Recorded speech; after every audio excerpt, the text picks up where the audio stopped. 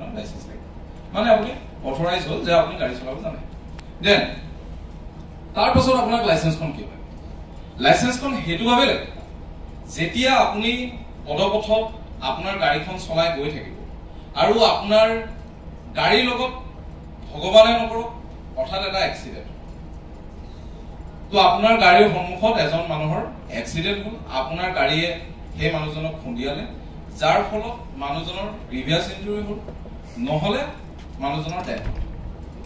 হ'ব পাৰে মানুহজনৰ ডেথ হ'ব পাৰে নহলে মানুহজনৰ গ্ৰিভিয়াছ ইনজুৰি হ'ব পাৰে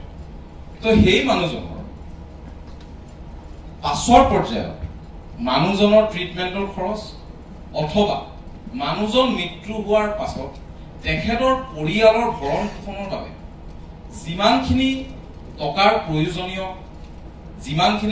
প্ৰয়োজনীয়তা হয়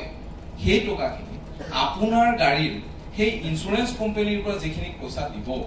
সেইখিনিৰে সেই অন্য ভিক্টিমজনৰ গোটেই পৰিয়ালৰ ভৰণ পোষণ হয়তো অহা সময়খিনিত তেওঁলোকৰ বাবে হ'ব পাৰে যদি আপোনাৰ ওচৰত লাইসেন্স নাই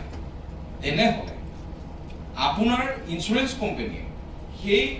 মানুহজনৰ ভৰণ পোষণৰ দায়িত্ব নলয় কাৰণ আপুনি আনঅথৰাইজ ভাবে গাড়ী চলাই আহিছে গতিকে আপোনাৰ বাবে বেলেগ মানুহ এজনৰ জীৱন ক্ষতি হোৱাটো নিশ্চয় আপোনালোকে নিবিচাৰে গতিকে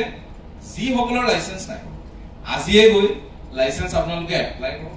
প্ৰথমতে আপোনাক লাগিব লাৰ্নাৰ লাইসেন্সৰ পাছত